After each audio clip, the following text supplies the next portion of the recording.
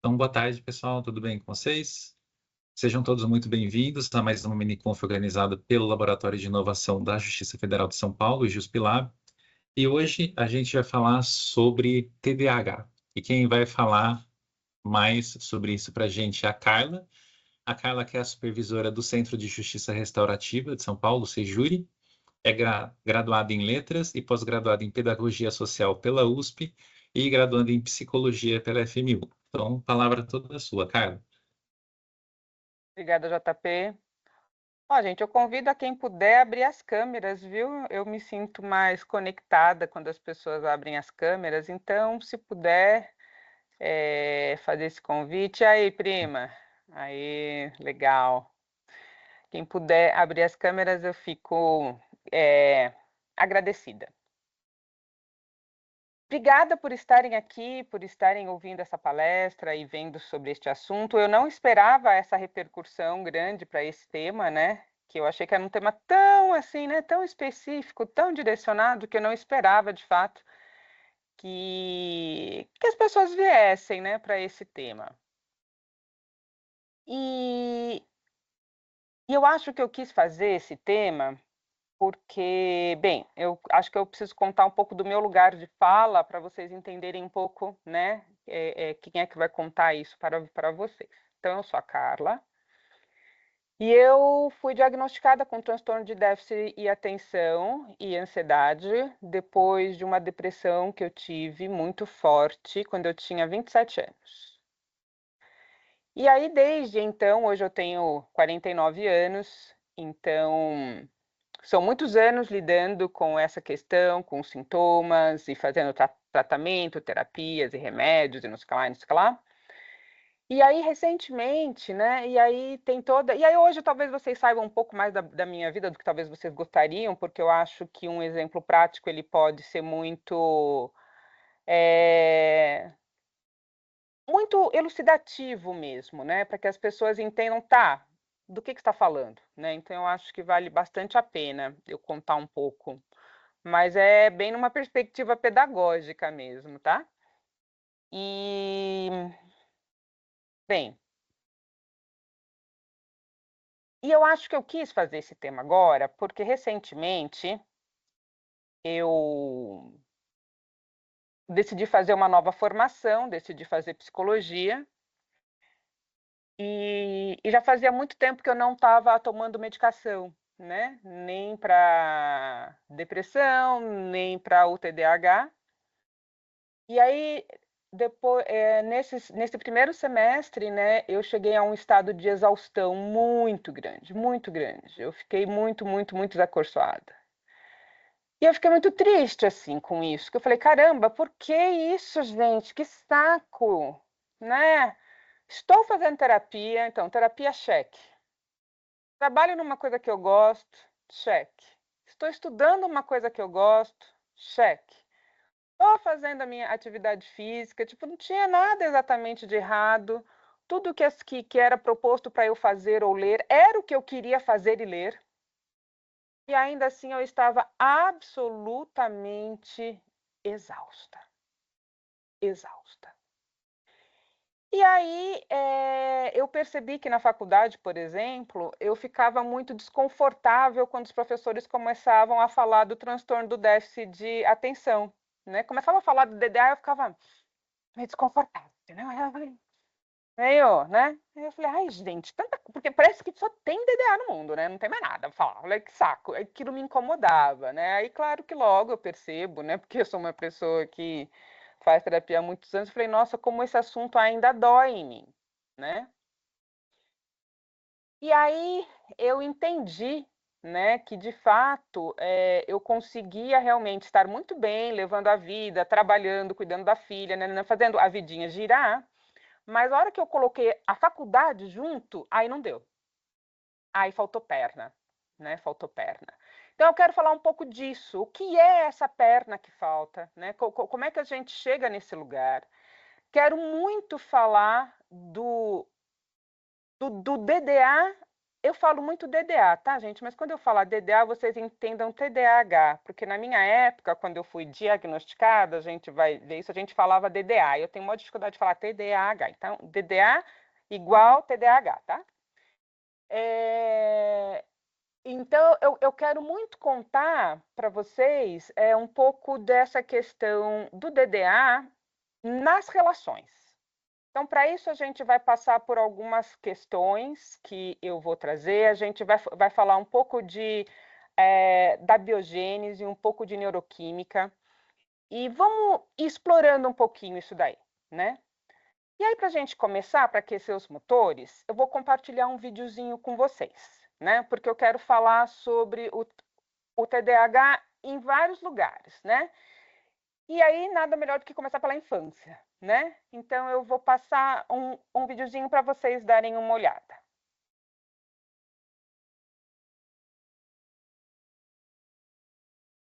Ai, ai, ai. Vamos ver se vai dar certo isso aqui.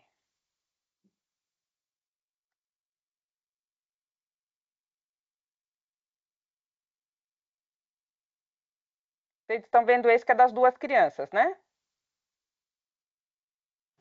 How old are you? 6.5. 6. And what grade are you in? First grade. First grade? Do you like school? Yeah. Why do you like school? Because I like to play with my friends at recess. Why don't you like school? Because I have to do a lot of stuff and my little sister's really cute and I want to spend more time with my little sister. How long does it take you to do your homework? A long time or a short time? Usually 5 or 10 minutes. I don't know, sort of in the middle. Do you have a hard time with your homework? Sometimes. How do you do on tests? Good. Well, I usually get A's, but not A pluses, so I don't know. And I almost get every single one right. Well, aren't you still proud of yourself for getting A's? I don't know, I just feel normal. You just feel normal? You don't feel proud of yourself? No, I just feel normal. Okay. Do you have a lot of friends? Yeah. No. How do you feel about having a lot of friends? Happy. How do you feel about not having a lot of friends? Lonely. Do you get invited to parties? Yeah. Not usually. Do you ever get bullied? No. Sometimes. Do you think you are smart? Yeah. I don't know. Do you think you are handsome? Yeah. Do you think you are pretty? Sometimes. What do you like about yourself? How smart I am and how good I draw. I like myself because I like Jesus and God, and they're really important. Is there anything that you dislike about yourself? No. Sometimes I be bad. How do you be bad? By giving attitude to my mom. Why do you think you give attitude? I don't know, sometimes I just get into moods. It depends on how good the day is. When I have a bad day, then I get all grumpy and negative. And when I have a good day, then I get all positive and happy. What do you want other kids like your age to know that don't have ADHD? What do you want them to know about the kids that do have ADHD?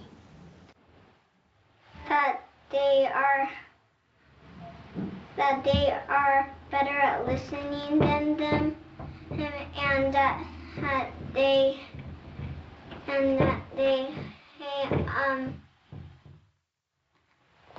and that they could help them. And how can they help the kids with ADHD? By telling them that whatever you do, it's still right because you tried your best.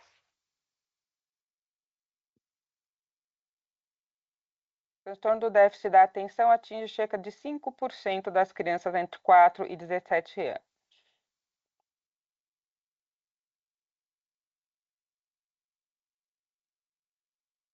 É isto, por enquanto. Eita, cadê vocês? Espera aí. Okay. Bem, eu não sei a vocês, mas a mim esse vídeo impacta profundamente.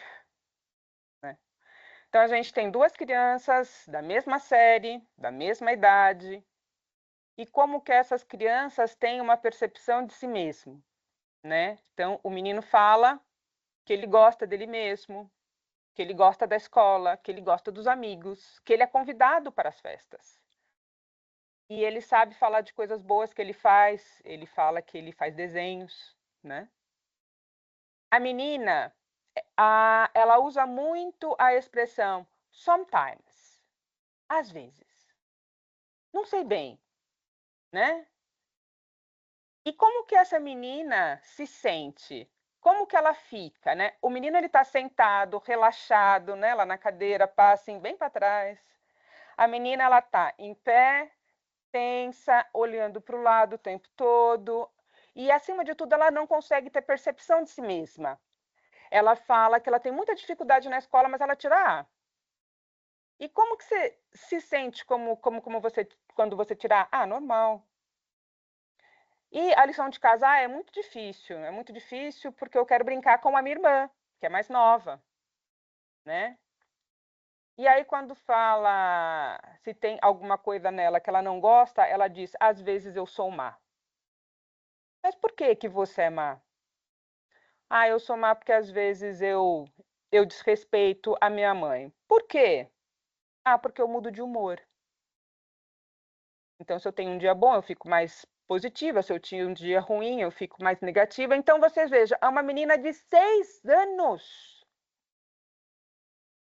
E olha o que o transtorno do déficit de atenção já fez na vida dessa menina. Olha como ela tem dificuldade de se identificar no mundo. A dificuldade que ela tem no relacionamento com as crianças, a dificuldade que ela tem no relacionamento com ela mesma. E quando pergunta o que você gosta em você, ela fala assim, eu gosto de mim porque eu gosto de Deus. Isso é bom. Ela não consegue identificar algo que de fato é dela, que ela goste, que ela faça, como o outro menino. Imagine essa criança na vida adulta. O que vai acontecer com ela? Quais são as consequências disso? Se essa menina tem 6 anos, e ela sabe aos 6 anos que ela tem um transtorno do déficit da atenção. Imagine chegar aos 27 anos, como eu, sem um diagnóstico. Como isso impacta na vida das pessoas. Então, é mais ou menos por aí que a gente vai conversar um pouquinho hoje. Então, vou compartilhar aqui minha tela com vocês, para a gente ir aqui para o PowerPoint.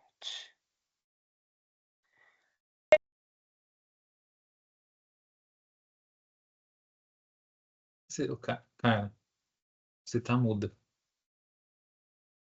Epa, voltei, né? Voltou. Deixei sem querer. Bom, o que eu quero falar com vocês sobre TDAH, gente? Ó, abre o coração, vai, pelo amor. Seguinte, ó. Primeira coisa que a gente tem que entender, gente, é que a psicologia é uma ciência de estudo extremamente jovem no mundo. É muito jovem. Então, ó, a primeira vez que teve um texto assim que alguém descreveu minimamente o TDAH foi em 1753. Nem existia uma cadeira de estudo chamada psicologia. Uma cadeira de estudo chamada psicologia aconteceu com Wundt, que viveu até 1932. E o Freud, ele é de 1856 a 1900. Gente, é ali na esquina. Em termos científicos, em termos históricos, em termos de conhecimento científico, é algo muito recente. E aí, teve o caso, eu não sei falar esse nome aqui direito, Phineas Gage, é assim, Julia? Phineas Gage, né? Que é um caso que eu vou contar um pouquinho, né? Que aí as pessoas começaram a falar, ai, que interessante, tem alguma coisa que acontece no lobo frontal, que coisa é essa e tal. E aí, em 1902, teve um pesquisador chamado George Still, que ele começou a descrever essas características que hoje a gente sabe que é o DDA, que ele chamou de imbecilidade moral. E ele chamou de imbecilidade moral porque ele justamente se focou nessa dificuldade social do TDAH. O TDAH, ele não consegue perceber essas sutilezas sociais, né? Então, ele falou assim, nossa, é uma pessoa que ele é um imbecil, mas tem essa pessoa... Isso parece ser uma condição de algumas pessoas. Então, teve ali um primeiro, né? Foi na década de 40 que descobriu-se que isso era na verdade, lá atrás, chamaram o que chamam hoje de TDAH de DCM, que era disritmia cerebral mínima. Então, achavam que era um cérebro que ele funcionava menos que os outros cérebros, né? E aí depois eles entenderam que não era uma coisa mínima, era o contrário, né? Que era um cérebro que ele trabalhava muito e aí chamou distúrbio do déficit da atenção. Mas veja, só foi entrar no DMS, que é, digamos assim, o CRM da psicologia. No CRM a gente tem lá vários tipos de doença, tem o código, né? Quando você tem gripe tem um código, quando você está com denteria outro código. Então, o DSM é como se fosse o CRM, mas da psicologia. O transtorno de déficit da atenção só foi cunhado no DSM na década de 90. Década de 90. A gente está em 2024. A gente está falando de 34 anos. Então, eu ouço muita gente falar assim, mas na minha época não tinha isso. Não tinha. Você acredita que não tinha? Não tinha. Não tinha mesmo. Mas na época da minha avó não tinha. Não tinha. Não tinha. Você vê que coisa? Não tinha o diagnóstico. Não tinha um estudo científico. Mas essas pessoas já estavam dentro do mundo, né? Então, esse é o caso Phineas Gage. O que aconteceu, né? Já havia estudos neurológicos já há muito tempo, e as pessoas estudando lá o cérebro, acho que eu vou até passar aqui, que acho que estão aqui, ó. Então, as pessoas já estudavam o cérebro. Então, tá aqui o cérebro, já tinha o nome do cérebro. Vocês sabem que os neurocientistas, cada curvinha dessa aqui tem um nome. Então, já tinha esse mapa, a gente já sabia essas divisões, mas as pessoas nunca entendiam muito bem qual era a função do lobo frontal. Mas que engraçado, né? Por que os seres humanos têm um lobo frontal tão grande? Qual é a função do lobo frontal? Por que serve o lobo frontal? Ninguém sabia muito bem para que servia o lobo frontal, até que aconteceu esse acidente aqui com esse cara. Esse acidente foi em 1848. Vou ler aqui. Phineas Gage trabalhava na construção de estradas de ferro nos Estados Unidos em meados do século XIX. Era descrito como equilibrado, meticuloso e persistente quanto aos seus objetivos, além de profissional responsável e habilidoso. Em um acidente nas explosões de rotina para a abertura de túneis nas rochas da região, Phineas Gage foi atingido por uma barra de ferro que transpassou seu cérebro, entrando pela face esquerda, abaixo da órbita e saindo pelo topo da cabeça. Surpreendentemente, Phineas Gage permaneceu consciente após o acidente, sobreviveu às esperadas infecções no seu ferimento e 2 meses após o acidente estava recuperado. Phineas Gage transformou-se em uma pessoa impaciente, com baixo limiar à frustração, desrespeitoso com outras pessoas, incapaz de adequar-se às normas sociais e de planejar o futuro. Não conseguiu estabelecer vínculos afetivos e sociais duradouros novamente ou fixar-se em empregos. Aí os cientistas falaram, eis a importância do lobo frontal. Então, parece que o lobo frontal, ele é importante para essas coisas, né, gente? Parece que ali está a capacidade de sustentar a frustração, de planejamento, de sustentar empreendimentos, né? De estar bem dentro das relações sociais. E foi aí que as pessoas começaram a dar mais importância para o lobo frontal. E por que você está falando do lobo frontal? Gente, quem fez a arte dessa mini-confis, nossa, arrasou, porque ele colocou lá o cérebro com uma luzinha bem no lobo frontal, né? Eu falei, essa pessoa deve entender de DDA. Porque, gente, qual é que é do lobo frontal? A questão biológica do DDA está toda no lobo frontal. O que acontece? Então, vamos lá. Para que serve o lobo frontal? Quais são as funções dessa parte do cérebro? Ele faz o controle de movimento, soluções de problemas gerais, tomada de decisão, planejamento, geração de respostas intencionais, regulação de comportamento social, emoção, afeto, linguagem e processos de pensamento. São essas as funções do lobo frontal. Tá. E o que acontece com o DDA? O DDA ele vai ter um problema aqui no lobo frontal. Qual o problema? O problema é que ele vai ter falha nos neurotransmissores justamente aí. Tá, então vamos falar só um pouquinho sobre o neurônio e a unidade funcional do sistema nervoso. Então tá, gente, isso aqui é um neurônio, né? É umzinho só. Então, o neurônio, ele tem aqui os dendritos, que são esses dedinhos aqui, que vão se ligar com outro neurônio, que vai ser igualzinho ele, que vai estar aqui, ó, para estabelecer as sinapses.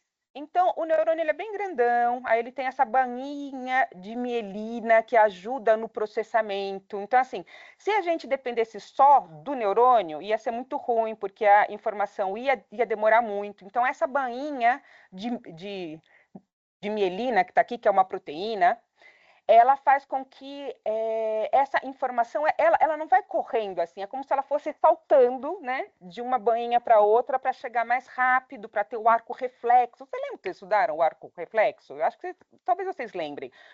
O arco reflexo é aquilo, quando a gente bate o cotovelo em algum lugar e a gente faz assim, que não percebe, né? Aí tem aqueles desenhos antigos do pica-pau, que mostra o cara indo pro médico, que bate assim no joelho, aí o cara pega e levanta o joelho. Ai, chutei aqui a mesa. É o arco reflexo, né? Por quê? Porque não passa pelo sistema nervoso, ele vai, puf, né? Ele acontece. Tá, só que como é que os neurônios, eles se comunicam? Eles se comunicam aqui, ó, um com o outro, através da sinapse. Eu preciso fazer uma sinapse nervosa. Ah, porque, olha, então, um é grudadinho no outro? Então, não é. Vocês acreditam que o neurônio não é grudado um no outro? Eles não estão de mão dada? Neurônio não anda de mão dada. Neurônio, ele fica pertinho, assim, ó, um do outro. Entre um neurônio e o outro tem uma fenda, é a fenda sináptica. Tá, Carla, e o que acontece na fenda sináptica? Na fenda sináptica é onde a gente vai colocar os neurotransmissores. E são esses neurotransmissores dentro da fenda sináptica que vai mandar a informação para o outro neurônio, que vai estar ali na outra ponta. E a gente tem vários tipos de neurotransmissores. A gente tem adrenalina, noradrenalina, dopamina, glutamina, um monte. O que pega? O que pega é que quem tem transtorno do déficit de atenção, ele tem problema nas fendas sinápticas do lobo frontal. E aí a gente tem uma baixa de neurotransmissores, especialmente da dopamina e da noradrenalina. Pois é. Então, para a gente fazer uma sinapse, para que o cérebro funcione bem e todas as suas funções corporais, os neurotransmissores, eles precisam ser soltos aqui dentro dessa fenda sináptica para que aconteça essa ligação entre um estímulo e outro. E o que acontece com a pessoa que tem transtorno de déficit de atenção? Ela tem falha aqui, ó. Isso não acontece muito bem. E aí tem estudos mais recentes que vão falar assim, mas e o transtorno do déficit de atenção ele é até uma evolução genética, né? Porque o que acontece com o cérebro do cara que tem transtorno do déficit de atenção? É uma pessoa que, por ela não ter essas funções muito bem desenvolvidas, ela vai fazer o quê? Neuroplasticidade. Ela vai fazer com que o cérebro acompanhe isso de um outro jeito, de um outro lugar, e o cérebro dela é configurado de uma outra forma. Então, a gente tem aquela psiquiatra, que é a Ana Beatriz, eu tenho até um videozinho dela aqui que a gente vai ver, que ela é muito famosa, que ela usa a seguinte... é mesmo, é o CID, que é da medicina, não o CRM. Obrigada, a colega aqui que está ouvindo a palestra me trouxe. Então, ó, o DSM é como se fosse o CID da medicina, isso mesmo. Então, ela fala o seguinte, ela usa a seguinte metáfora. Ela fala assim, o cérebro de uma pessoa que tem transtorno do déficit da atenção, ele é uma Ferrari. É um carro, é um puta carro, carraço. Só que se você não sabe dirigir a Ferrari, ou Porsche, né, gente, que está na moda, você bate, você capota, você mata os outros. Ou é como se fosse uma Ferrari que não está com combustível certo, ou uma Ferrari que não está com lubrificante certo, né, para funcionar. Então, vamos lá. Transtorno do déficit de atenção e hiperatividade. O que acontece com uma pessoa que tem transtorno do déficit de atenção e hiperatividade? Chega uma hora que a gente está ali fazendo uma coisa, certo? Certo. Aí a gente está ali concentrado fazendo uma coisa. Tá, beleza. O que acontece é que, de repente, do nada, sem que eu tenha controle sobre isso, falta neurotransmissor. E o que acontece? Cai o disjuntor. Simplesmente cai o disjuntor. Então, você está lá, prestando atenção numa conversa, aí, de repente, a sua cabeça vai para tudo quanto é lugar. Por quê? Porque o lobo frontal, ele faz isso, ele controla a atenção. E quando eu falo que a pessoa que tem TDAH, ela tem hiperatividade, as pessoas, normalmente, elas associam a uma hiperatividade motora. E a hiperatividade motora, ela pode estar presente. Mas a aceleração não é exatamente motora, é uma aceleração de pensamento.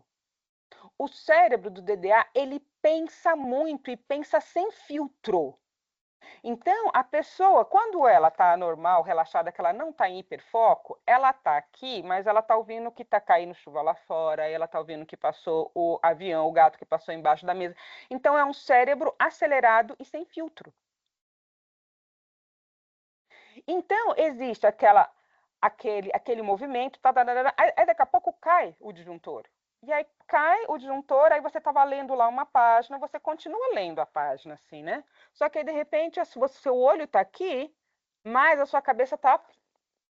Aí lá vai você voltar para a página de novo. Aí você começa de novo, daqui a pouco vai embora de novo, aí volta para a página de novo, aí vai embora de novo. E é assim que funciona. Então, não é uma falha de caráter. É uma coisa muito mais complexa.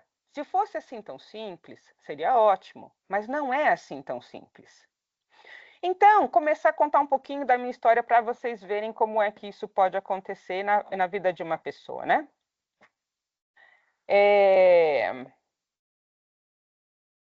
Que história eu conto? São tantas. Desde pequena eu sempre fui um bicho esquisito, né? Eu sempre fui uma criança mais desatenta e tudo mais. E aí vivi todos os tipos de situações difíceis na escola, e eu sentava lá no fundo porque era um pouco mais alto. Eu lembro que eu só ouvia berro. Daqui a pouco, presta atenção! Porque eu tinha esquecido de copiar a lição, porque eu estava lá, né? Eu lembro que na quarta série, a gente tinha que usar um plástico em cima da mesa, que era um plástico maldito, um plástico quadriculado de vermelho, e todo mundo tinha que ter aquele plástico quadriculado de vermelho. E os cadernos tinham que ser todos encapadinhos.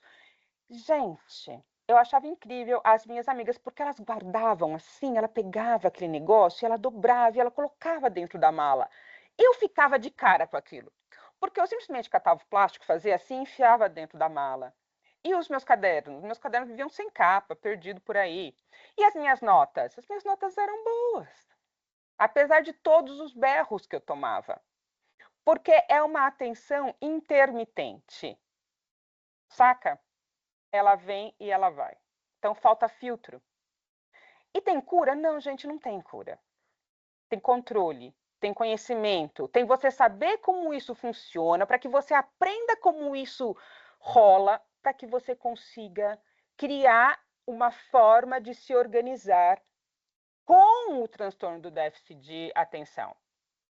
Mas não tem só lado ruim, tem lado bom. O lado bom é que, justamente por o DDA ele ser meio fora da curva, ele é sempre um bichinho meio fora da curva, ele vê o mundo por uma outra janela.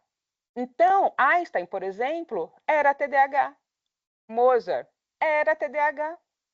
Muitos cientistas são TDAH, muitos atores, né? Um monte de gente.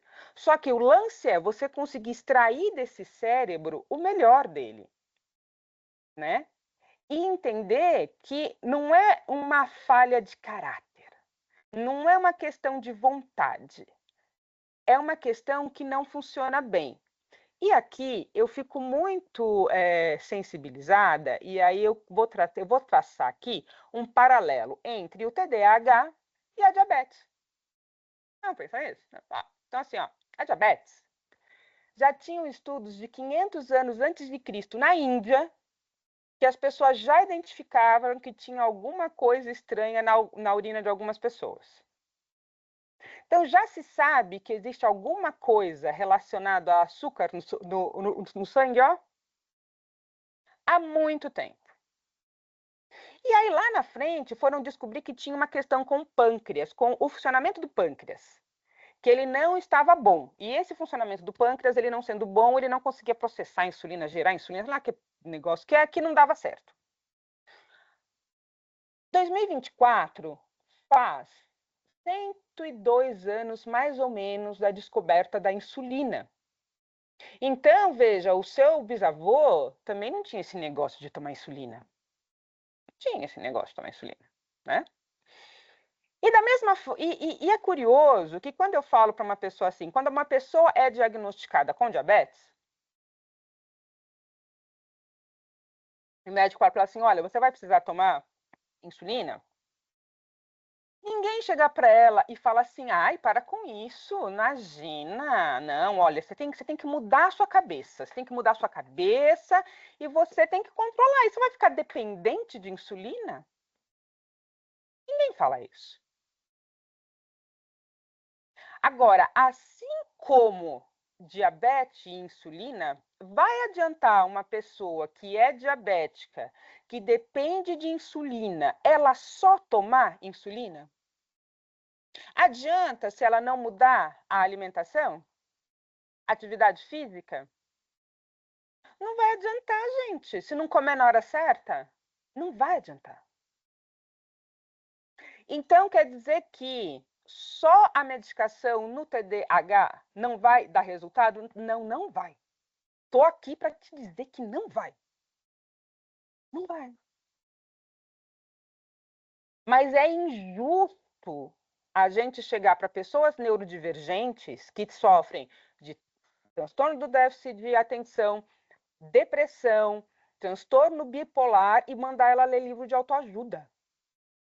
Por que nós não conseguimos admitir que o cérebro também pode ter falhas como o pâncreas e entender que ele também precisa de cuidado e que isso também é uma doença e que isso também é um tratamento? Então, gente, eu acredito que o maior problema para enfrentar esse tipo de situação, seja na infância, na adolescência ou na vida adulta, é nós vencermos o nosso próprio preconceito.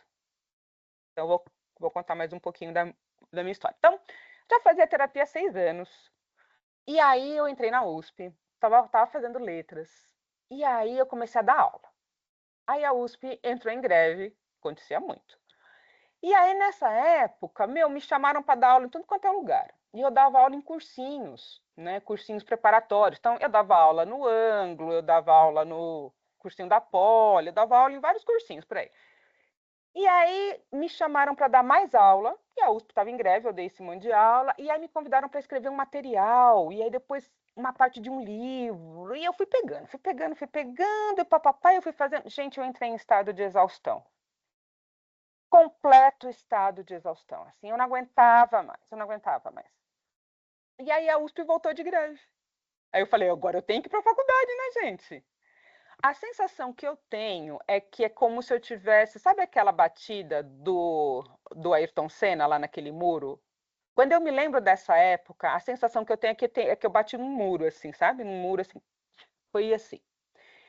E aí um dia, eu comecei a dar problema. Ou atrasava uma coisa, ou atrasava outra, e tendo crises de choro, e tendo muita dificuldade. Aí um dia os meus coordenadores lá do cursinho da Poli resolvem me chamar para uma reunião.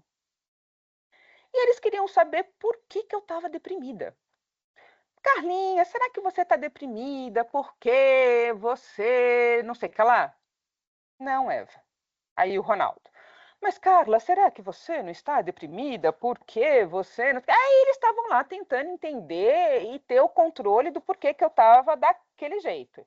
E aí tentava uma coisa, é por isso? Não, não é por isso. Eu falei, não, não é por isso. Não, não é por isso. Não, foi porque eu te falei aquele dia tal coisa. Não, não é porque você me falou tal dia tal coisa. Aí a Eva, tadinha, virou para mim e falou assim, Carlinha, será que você está com depressão porque você não gosta de dar aula de interpretação de texto? Gente, eu tinha muitos ataques de fúria. Faz bem uns 15 anos que eu não tinha acesso, que eu não tenho acesso de fúria, mas eu tive um acesso de fúria tão violento com ela. Mas eu xinguei a Eva todinha. Falei assim, você tá querendo controlar o quê? Que inferno! Xinguei. E por sorte eu tinha marcado uma reunião com o coordenador naquele dia. E aí eu xinguei meus coordenadores tudinho, e saí para ir falar com o André. E aí eu lembro que eu falava, e eu xingava, aí eu tinha uma crise de choro. Eu tinha aquela crise de choro horrorosa, eu respirava, então, porque... E aí eu tinha aquela crise de choro, e respirava, e ia. Aí eu cheguei na sala do André, igualzinho.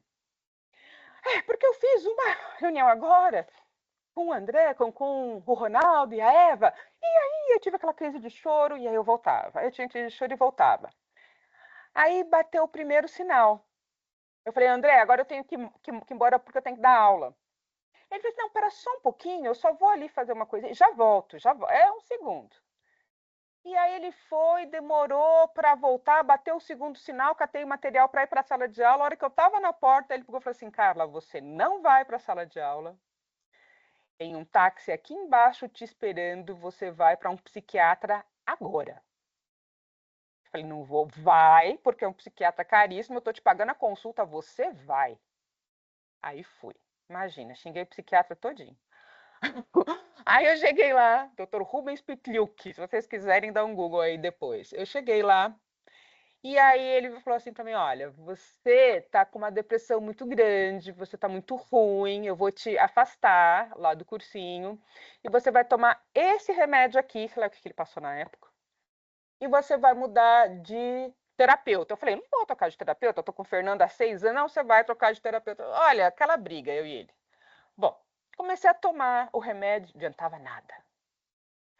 Aí depois ele me encheu muito o saco, troquei de terapeuta. E aí troquei de terapeuta, aí ele subiu a dose desse remédio umas 4 ou 5 vezes, não adiantou. Aí ele mudou o remédio, aí ajudou. E aí eu fazendo terapia com essa nova terapeuta, aí um dia eu não sei o que eu contei para ela, que ela falou assim, ai, mas isso não é do DDA? Eu falei, que DDA? Ela, ai, não, pensei alto. Eu falei, mas o que você pensou? Explica ela. Eu falei assim, não, é que as coisas que você me conta me levam a crer que você tem transtorno do déficit de atenção. Eu falei, que raio que é isso? Quer dizer, DDA, né? Na época não era transtorno ainda. E aí eu voltei lá no psiquiatra, fiz uns testes, gabaritei. Gente, eu fui ótima naquele teste. Nossa, arrasei. E deu DDA, assim, lá no alto, assim, lá no topo. E aí eu entrei com a medicação para o DDA. E aí, gente, é uma coisa assim muito devastadora e ao mesmo tempo libertadora, eu não sei, né? É muito complicado. A metáfora que todo mundo usa é que é como se fosse óculos. Quem usa óculos sabe qual a diferença de você usar óculos e de você estar com óculos e estar sem óculos. Quando eu pus o óculos pela primeira vez, eu falei assim, não é verdade que essas cores são assim. Não é verdade. Gente, pintaram o mundo e não me avisaram. Quando a minha filha colocou óculos pela primeira vez, é uma das coisas que eu me penitencio muito, porque eu não percebi que ela era míope, né? E aí eu levei ela, e aí ela já estava com 4 graus de miopia. E aí, quando ela pôs o óculos pela primeira vez, aí ela saiu assim pela porta da ótica e ela olhou para o céu. Aí o olho dela encheu de lágrima. E ela, que lindo, mamãe! É igual eu imaginava. É igual eu imaginava. Quem já leu o livro Miguelin, que é um livro do... esqueci o nome dele agora. Tem lá uma... do Guimarães Rosa, tem lá a cena que o Miguelin ele põe o óculos pela primeira vez. Quando você acerta a medicação para o transtorno de déficit de atenção, é como se você colocasse um óculos pela primeira vez.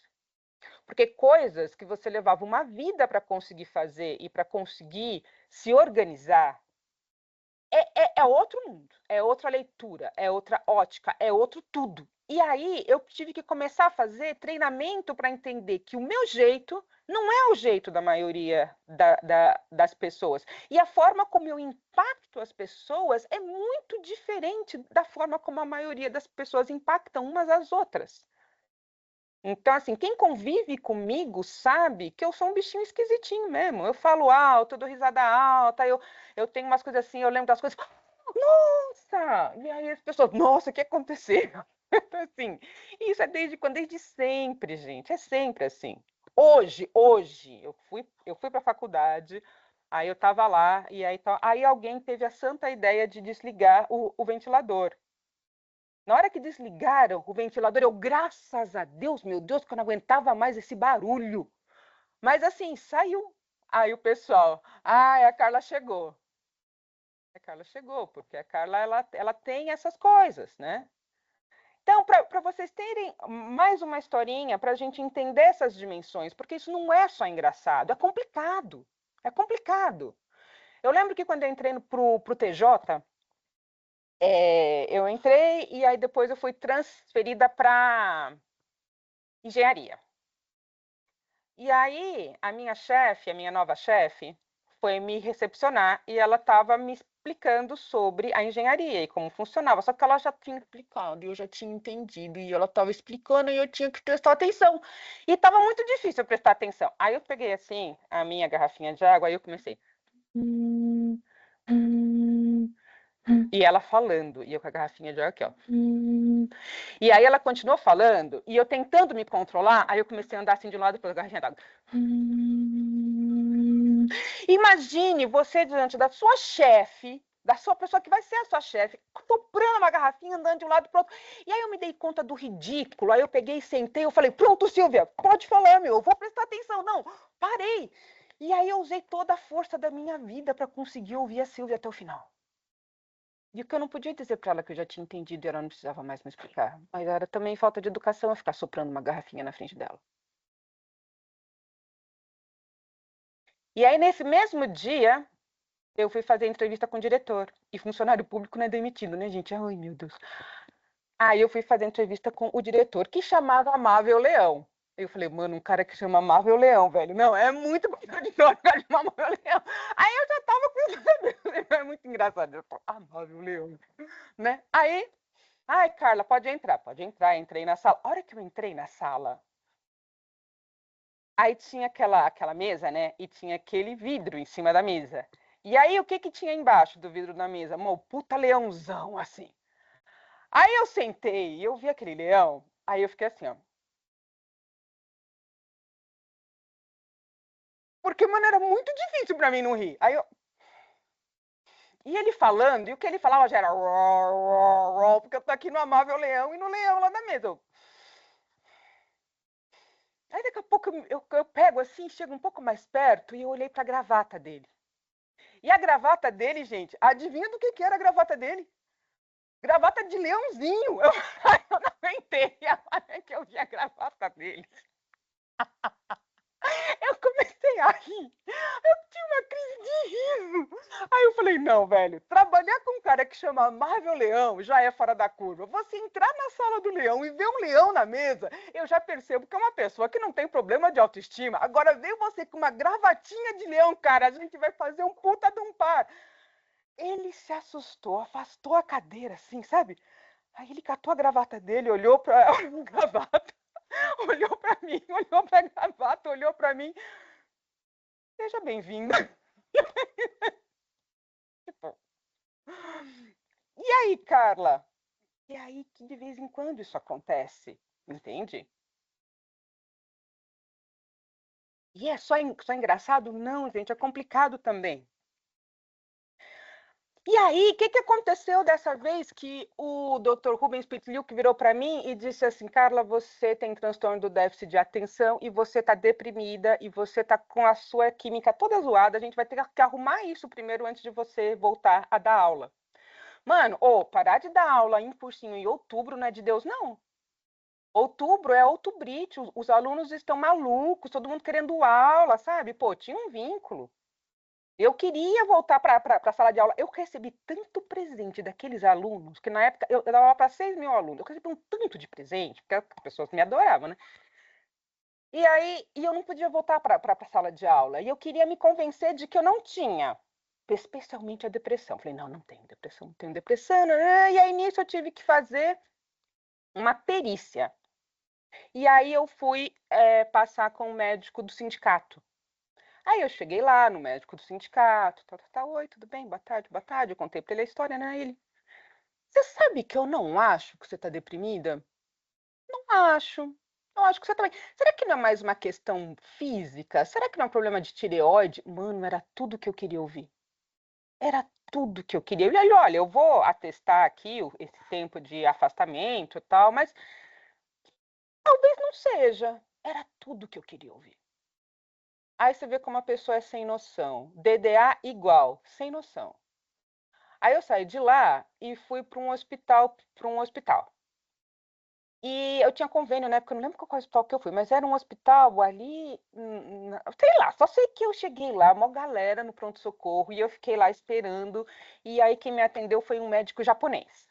Aí eu cheguei e falei para ele, olha, então, é porque tem gente falando que eu tô com depressão e TDAH, mas eu não acho, porque pode ser um problema lá da tireoide, o médico lá, o outro lá, que é da perícia, falou que não sei o que lá. Aí o médico todo calmo virou para mim e falou assim, então, eu preciso te explicar uma coisa. Quando a mente está doente, o corpo está doente. E se o corpo está doente, é porque a mente está doente.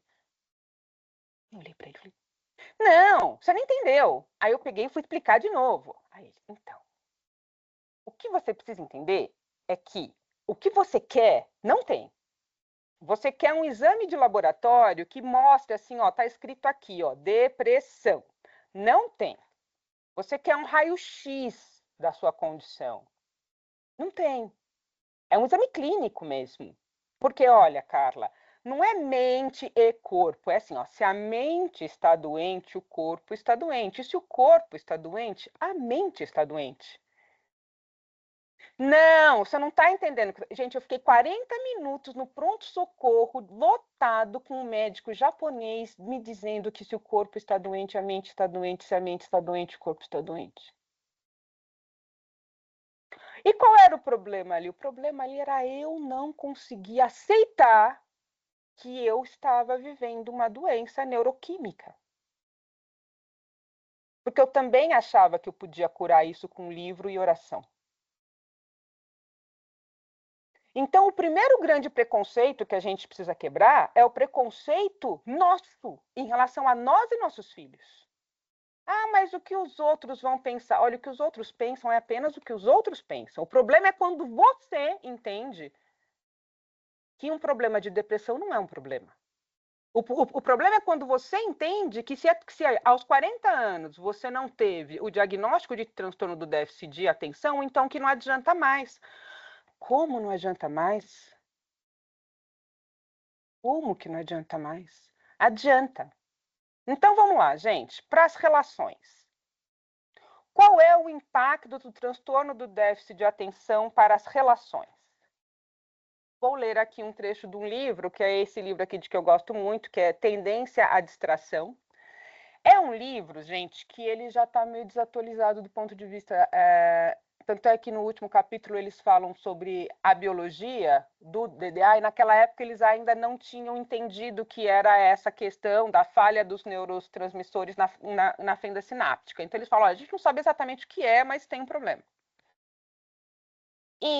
Mas é um livro escrito por um psiquiatra que tem o transtorno do déficit. E aí é muito legal, porque ele fala de um lugar que, sei lá, para mim faz muito sentido, né?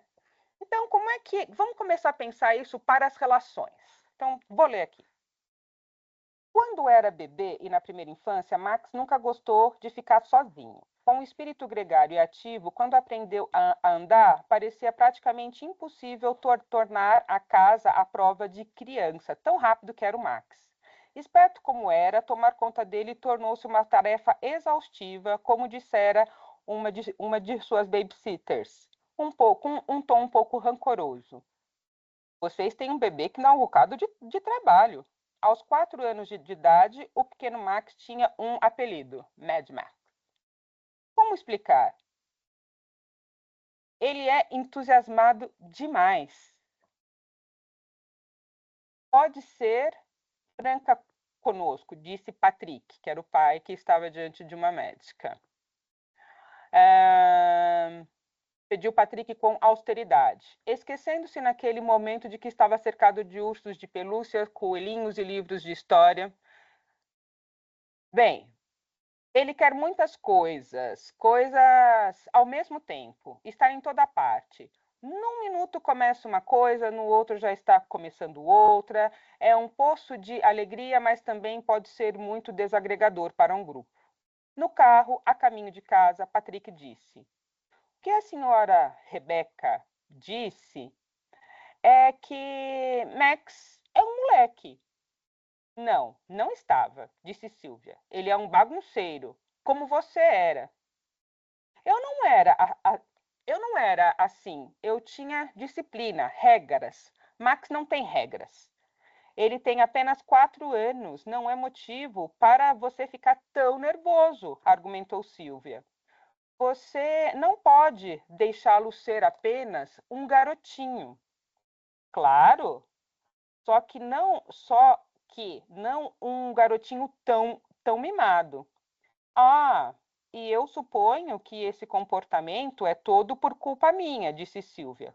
Eu não disse isso, replicou Patrick.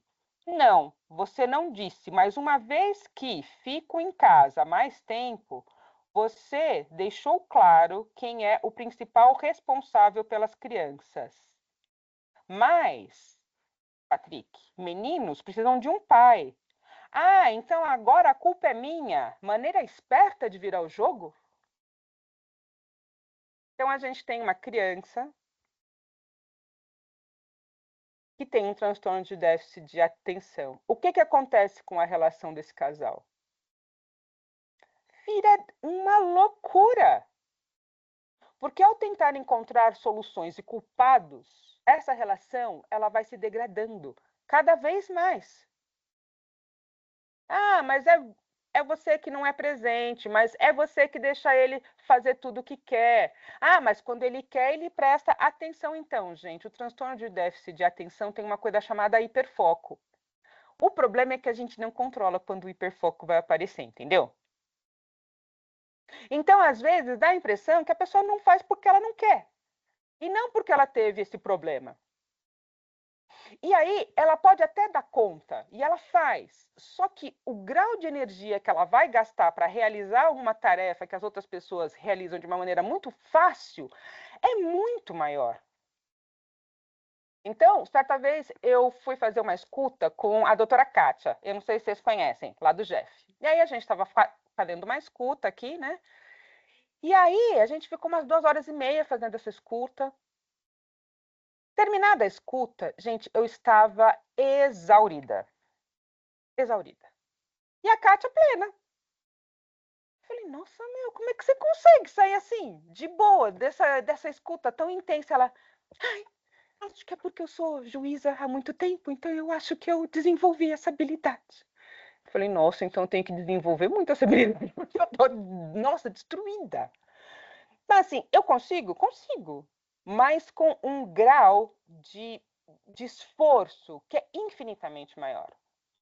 Porque para eu manter essas sinapses funcionando é de um outro jeito. Então isso causa angústia, isso causa muito sofrimento. Só que não precisa ser assim. E quando que não dá para ser assim? Quando eu resolvo olhar para a realidade que bate a porta. E eu olho de verdade para essa realidade.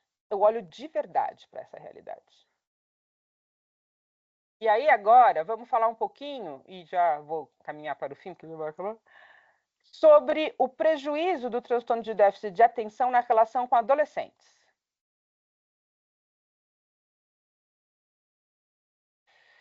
Ai, meu Deus, é isso aqui.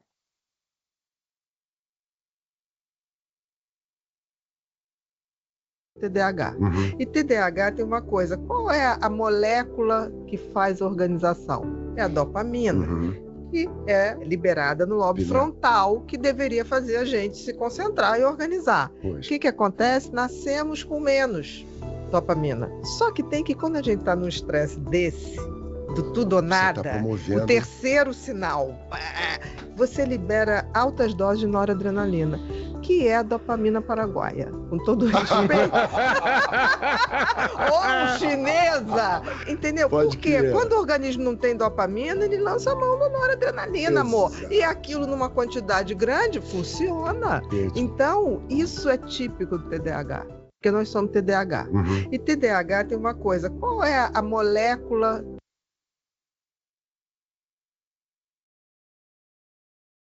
Então, isso. A doutora Ana Beatriz, que é essa daí, ela é TDAH. E o que ela está explicando aí para a gente? Ela está explicando o seguinte, que quando, como a gente não tem dopamina suficiente, o que acontece? Muitas vezes a gente precisa usar doses de noradrenalina, que é um outro neurotransmissor, mas que também pode ajudar nesse foco para fazer as coisas. Então, por exemplo, fazer essa palestra. Eu combinei com o JP faz muito tempo que eu estou fazendo essa palestra. Eu fui terminar o PowerPoint quando? Agora, faltando 10 minutos para a palestra. Com o meu coração assim, ó. Isso é o quê? Eu liberando noradrenalina, me dando um pouco mais de foco para eu terminar as coisas. Só que o que acontece na adolescência? Então, ó, o que acontece comigo? Quando eu saltei de paraquedas pela primeira vez, foi tão engraçado, porque assim, eu cheguei para o lugar onde as pessoas saltam e eu fiquei olhando primeiro as pessoas saltarem. Eu fiquei vendo todo mundo chegar, todo mundo chegar. Meu, as pessoas chegavam assim, nossa, que coisa incrível! Meu, nossa, é demais saltar de paraquedas. As pessoas chegavam assim muito loucas. Por quê? Porque libera um monte de noradrenalina, né? Num salto de paraquedas. Eu falei, vou pular. Tomei coragem, vou pular. Nossa, meu, aquele aviãozinho subindo assim, maior medo, aí tal, pá, pulei. Gente, quando eu cheguei no chão, eu fui com um amigo pular, né? Gente, eu tava plena. Parecia um monge budista, assim. Gente, eu fiquei uma semana calma, dormindo bem, muito de boa. Falei, o negócio é esse, gente. É só pular de paraquedas uma semana. Não tá resolvido. Toda vez que eu passo por uma situação de estresse muito grande, é muito curioso, porque assim, um acidente de carro, eu faço assim, ó, e em seguida eu estou calma e plena. Quando a minha filha caiu da beliche, que caiu com a cara no chão e quase quebra o nariz e saiu com o rosto todo lavado de sangue, a hora que meu ex-marido viu, ele ficou maluco. Eu, calma, plena. Por quê? Porque libera noradrenalina. E aí, como é que a pessoa fica? A pessoa fica calma, porque é isso que a pessoa precisa ter, né? Para ficar calma, é isso que controla, não é? Lá no lobo frontal. Então, o que acontece com o adolescente? Especialmente se ele não é compreendido. E o que esse adolescente vai ouvir a vida inteira? Você é fogo de palha, você não faz nada, você é um irresponsável, você não é comprometido. E aí ele vai ter problema na escola, porque ele vai ser aquele cara que faz piada besta na hora errada, ele ri da coisa que já foi, ele faz uma piada que ninguém ri, porque ele não sabe, né, se colocar socialmente, vai ter muito problema em casa, porque vai ter hora que ele tira 10 e vai super bem na prova, e depois ele não vai mais tão bem na prova. Então vai ter toda aquela confusão, vai ter acessos de ira, vai ter aquela confusão toda. Chega na adolescência, ele pode tomar contato com o quê? Com drogas. Uma pessoa que usa muito álcool, ela pode perfeitamente estar se automedicando, tanto para o transtorno de déficit da atenção, como para a depressão. E vocês sabem onde isso vai dar. O problema maior é quando chega para maconha e para cocaína, né? O que acontece com a cocaína? Tem um livro chamado Freud e a Cocaína. Quando Freud descobriu a cocaína, ele falou, pronto, gente, acabou os problemas do mundo. Vamos distribuir cocaína para todo mundo. E aí ele prescrevia a cocaína para os seus pacientes, e os pacientes ficavam muito bem. Ele, gente, é isso! Mas ficava muito bem por um tempo. E cada vez eles precisavam usar mais. E depois não dava mais efeito. E depois é isso que vocês conhecem. Por quê, Carla? Porque pelo seguinte. A cocaína, ela rompe a bolsa de dopamina. Ela rompe. Então, tem uma vesícula, dentro dessa vesícula tem as dopaminas, a cocaína vai lá, ela rompe essa bolsa. Então, a primeira vez que a pessoa usa a cocaína, ou as primeiras vezes, ela tem uma superalimentação de dopamina. E a cocaína, ela também é muito parecida com a molécula da dopamina. Então, entra naquele sistema chave e fechadura. Então, rola uma sensação em que, então, assim, uma pessoa que tem transtorno do déficit de atenção, que usa cocaína, ela fica plena. Fica de boa. Ela não fica super agitada. Aliás, a forma que descobriram isso foi muito louco, porque pegavam esses meninos que são hiperativos e começaram a tentar baixar a bola dessas crianças. E aí davam o quê? Davam remédio para baixar a bola. Então, dava Valium, dava Rivotril, para tentar rebaixar. Quanto mais tentava rebaixar, mais os molequinhos ficavam doidos. Porque é uma condição muito mais de meninos, né? E aí, tal, até que um cientista falou assim, meu, e se a gente, só por curiosidade, a gente, ao invés de dar esses remédios para controlar, vamos dar um estimulante? Só para ver o que vai dar? Aí os moleques ficaram plenos. Mas como é que pode? O moleque tem pilha pra caramba, muita pilha, eu dou pilha, ele acalma? É contraintuitivo, sacou? O que acontece com uma pessoa que chega na adolescência e não teve um tratamento correto e um diagnóstico correto? Essa pessoa ela vai acabar encontrando outras formas para gerar noradrenalina. E isso pode perfeitamente fazer da vida dela um caos. Um grandíssimo caos. E os remédios que tratam do transtorno, o que eles fazem? Então, eles estimulam a produção de neurotransmissores. Eles não rompem a bolsa dopaminética. Porque aí você rompe a bolsa, até a bolsa se reorganizar e ter dopamina lá dentro de novo, ó,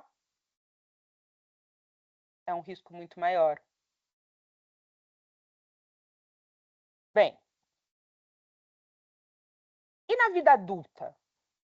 O que acontece com uma pessoa que chega aos 40, 50 anos, na vida adulta, sem nunca ter feito um diagnóstico correto? Essa pessoa ela vai ter como maior sintoma uma tremenda baixa autoestima. Porque ela vai ter vindo de muitos e muitos e muitos fracassos. E algumas coisas que deram muito certo, e ela fala, caramba, eu sou capaz, olha só, eu fiz aquilo, mas por que eu não consigo, continuar fazendo como as outras pessoas? E ela se acha um imbecil. Ela acha que realmente falta mais disciplina, mais disposição, mais isso, mais aquilo, né? Quando, na verdade, a gente está diante de um problema que ele precisa ser encarado com as ferramentas certas. Para quem só tem martelo, tudo é prego. Então, gente, nós podemos lançar mãos de ferramentas melhores para cuidar da nossa saúde emocional. Eu não digo nem emocional, porque eu estou falando aqui de uma questão muito neuroquímica mesmo. Alguém tem dúvida de que a gente é um caldeirão de química? Acho que não mais. Porque é tanto preconceito com as doenças causadas por neurodivergência. Há estudos que deixam muito claro que a depressão é uma das doenças que mais causam dor ao ser humano, mais que o próprio câncer. E o que nos impede de tomar um passo, de ir procurar alguém que a gente confie? Procura 2, procura 3. Por que não? Por que não assumir um tratamento?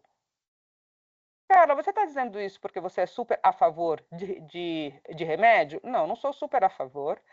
Tem pessoas que não vão se adaptar e a ideia não é tomar remédio a vida inteira. A ideia é tomar remédio, coloca o óculos e aí você vai fazer um treino. Que treino? Essa pessoa ela vai ter que criar hábitos e rotinas e aprender a fazer essas novas sinapses, esses novos caminhos neurais. Isso é a neuroplasticidade, que quando a gente vai ficando velho, a gente tem que fazer, porque a gente vai perdendo massa encefálica mesmo e vai perder muitos neurônios mesmo. Então, ou a gente faz neuroplasticidade, ou a gente, enfim, vocês sabem onde é que isso vai parar. Doenças degenerativas.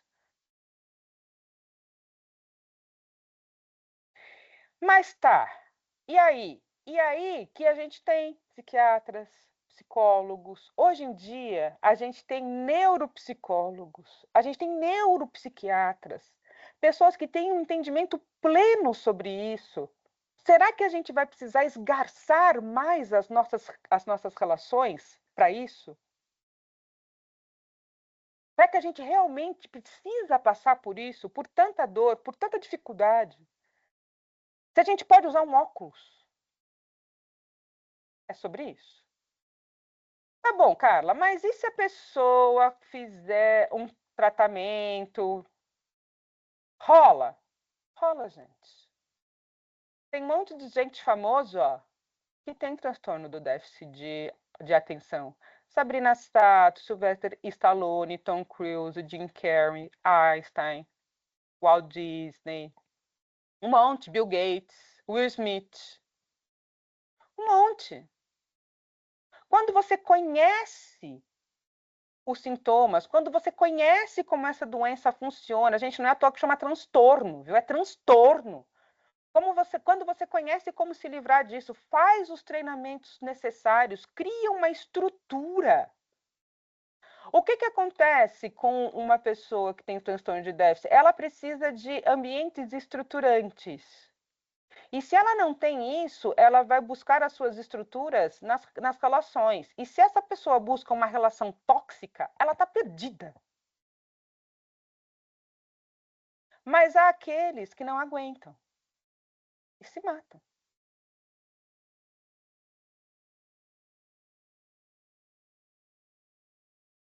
Brilhante. Brilhante. E não aguentou conviver com a dor da depressão. Se matou. Robbie Williams. Dói. Dói muito.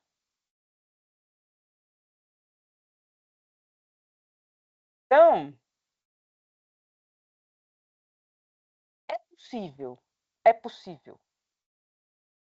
Mas para isso, o DDA ele vai ter que saber como funciona, colocar as pessoas que não têm o transtorno de déficit de atenção para ajudá-las, compreender quais pessoas vão conseguir lidar com os seus sintomas, quais pessoas não vão conseguir lidar com os seus sintomas e para quem que ela vai fazer esse pedido.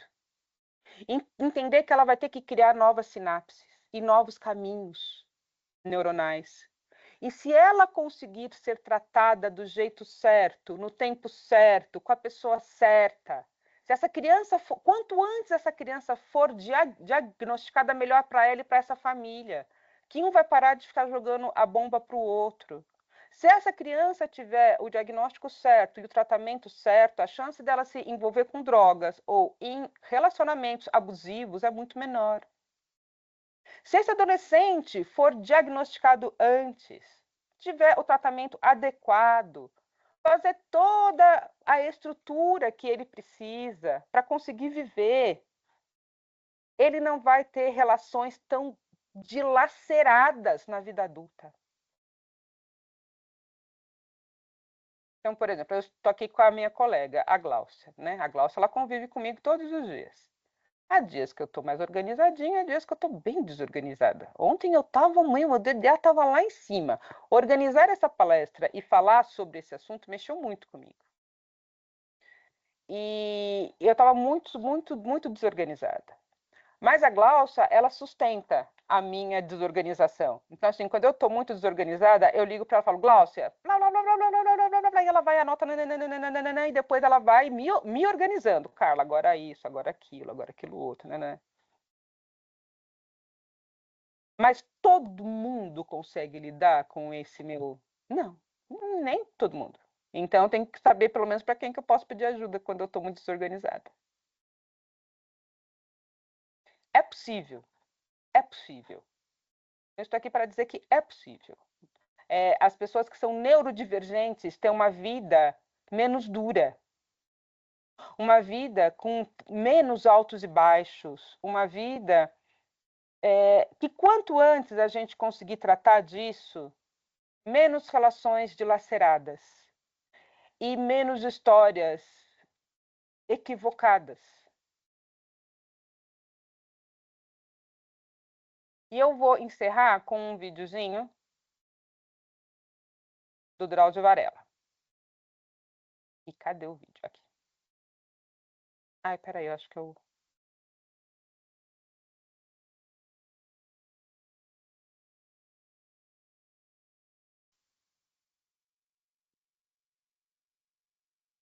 Olá, nós vamos falar hoje sobre TDAH. Todo mundo já ouviu falar em TDAH, o transtorno do déficit de atenção e hiperatividade.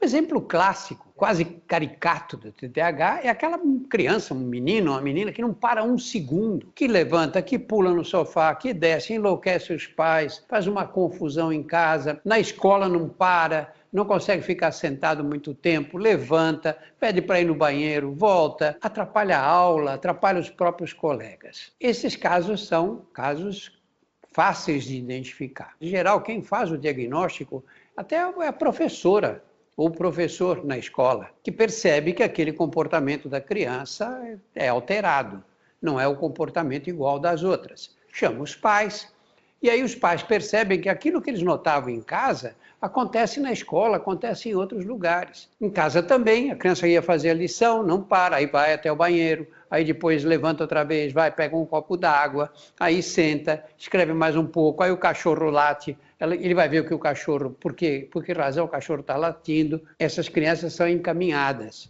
em geral, para psicólogas ou para psiquiatras. É claro que há casos em que esse transtorno é um transtorno leve. A criança consegue conviver com ele, desde que receba atendimento psicológico e de terapia ocupacional. Fazendo esporte, o esporte ajuda também. Com essas medidas práticas, sem necessidade de medicação, essas crianças que têm o transtorno mais leve conseguem ser equilibradas. Aquelas que têm o transtorno mais intenso, mais pesado, essas muitas vezes precisam de medicação. Existe um grande preconceito. Existe gente que diz, agora é assim, né?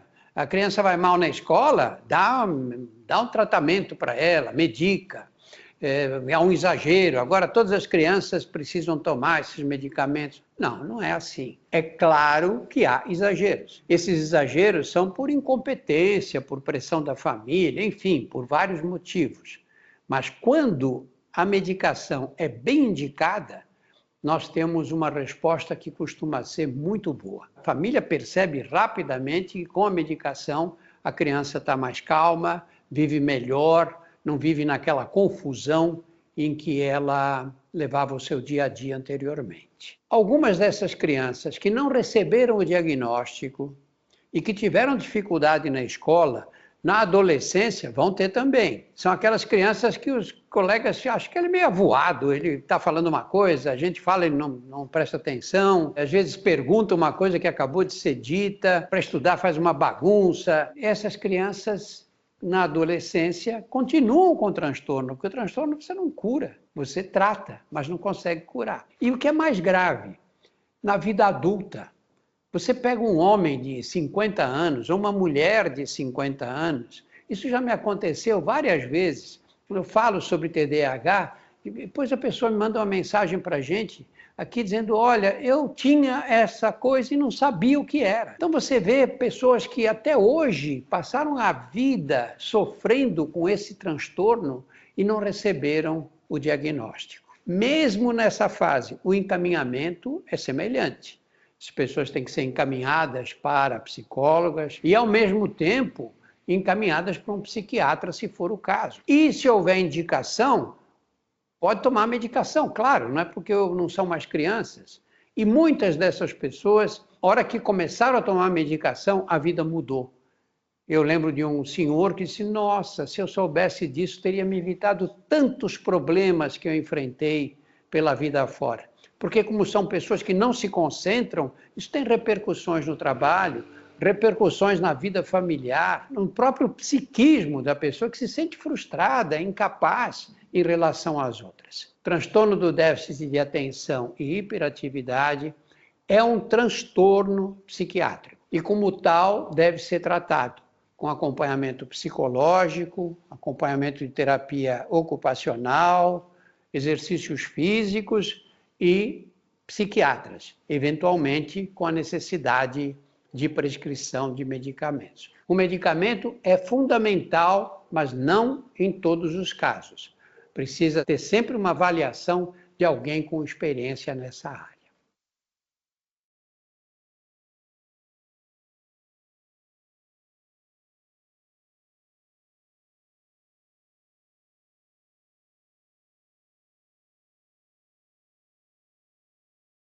Ela, seu microfone. Pronto. Bom, gente, eu acho que era disso que eu queria falar com vocês, né, aqui hoje. E gostaria... Eu acho que faltou eu contar mais uma coisa da minha vida que eu acho que faz muito sentido, especialmente para quem se identificar com o transtorno. Ninguém pega TDAH ou desenvolve, tá? Você nasce assim. É uma condição biológica.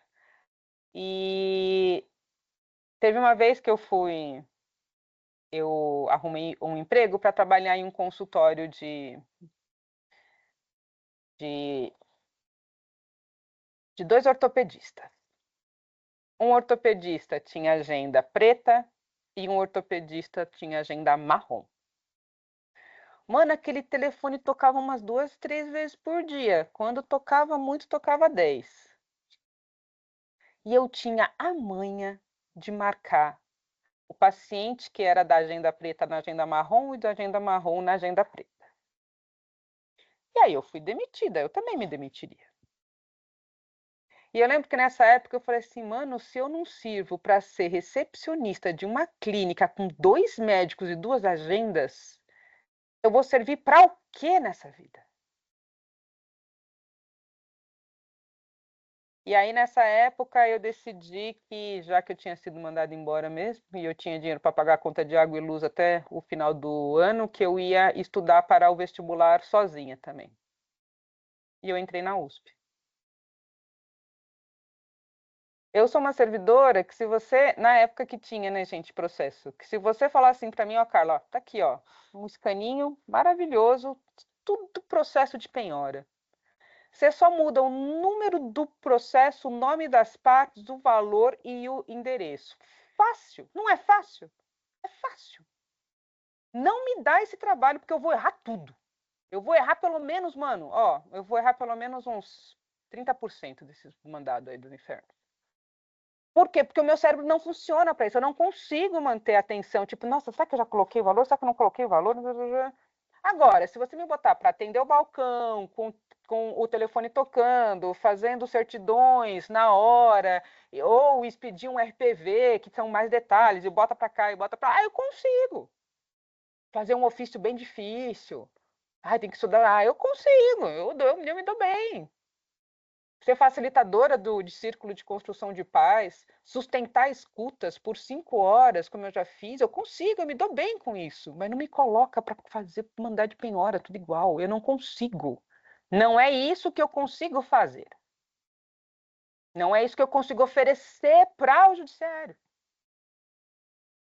Então, quando a gente conhece onde estão as nossas limitações, é muito mais fácil a gente montar estratégias para saber como superá-las.